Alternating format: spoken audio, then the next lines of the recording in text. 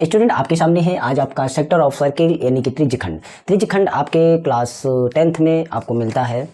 त्रिज्यखंड वैसे अगर आप 9th में भी एडमिशन लेते हैं, जैसे आप एंट्रेंस देते हैं सैनिक वगैरह, तो उसमें भी मिलता है या कहीं पर भी आपको मिल सकता है मैथ्स में।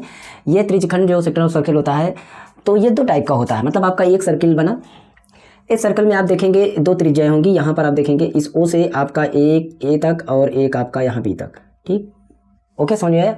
ये जो आपको इतना दिख रहा है, इतना काले में एक क्या है, अगर 2 त्रिज्याएँ, जब 2 त्रिज्याएँ कहीं पर आपका परिध पे मिल रही हैं, तो आपका एक इस चाप को, मतलब इस परिध को 2 जगह काट देगा, 2 जगह मिलेगा।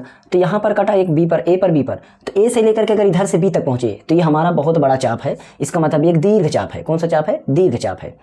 ठीक है। और अगर हम यहाँ से यहाँ तक गए, ये हमारा लघु चाप है। लघु मतलब छोटा, दीर्घ मतलब बड़ा, ये भी चीज़ें समझते रहना। लेकिन अगर हम इसके खंड, वृत्त पूरा वृत्त है, इस तरीके से हम 2 चीज़ें समझते हैं। यहाँ पर देखेंगे ऐसे आपका बन गया, यही चीज़ आपका इस तरीके बन गया। तो यहाँ से यहाँ तक, यहाँ से यहाँ तक, समझ गए बात को? ओके, समझ गए बात को? ये हमारा वृत्तखंड हो जाएगा। ये हमारा वृत्तखंड हो गया। मतलब वृत्त का ये बड़ा सा एक चाप है, तो ये आपका दीर्घ चाप, छोटा वाला यहाँ से यहाँ तक ये लघु चाप। सेम इसी तरीके से ये छोटा वाला जो हमारा ये खंड है एक वृत्त का, तो ये हमारा त्रिज्या से बना हुआ है। ये हमारा त्रिज्या से बना, इसलिए ये त्रिज्य खंड हुआ। ये हमारा वृत्त पर ये खंड कर दिया गया उसको, तो ये वृत्त खंड। यहाँ पर त्रिज्य खंड में आपको इस छोटा वाला तो लघु त्रिज्य खंड, बड़ा वाला आपका दीर्घ त्रिज्य खंड।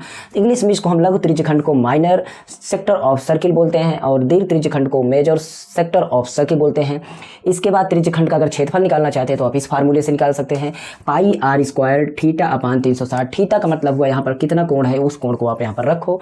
पाई आर स्क्वायर का मतलब हुआ कि आपका इसका क्षेत्रफल है, ये पूरे वृत्त का क्षेत्रफल क्या होता है, तो वृत्त का क्षेत्रफल होता है पाई आर स्क्वायर। ये पाई आर स्क्वायर होता है टोटल। तो उसमें कितने अंश पे त्रिज्यखंड निकाला गया है, उस अंश को बताइए और काट दीजिए, आपका निकल जाएगा त्रिज्यखंड का क्षेत्रफल।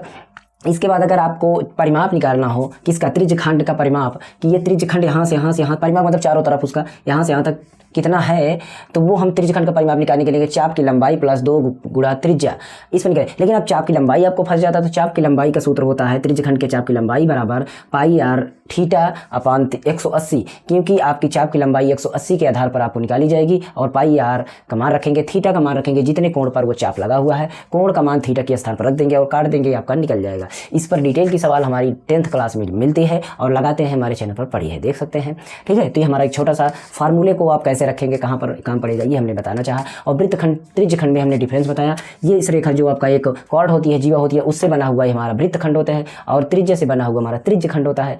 दैट्स राइट, समझ गए? चलिए मिलते हैं नेक्स्ट वीडियो में।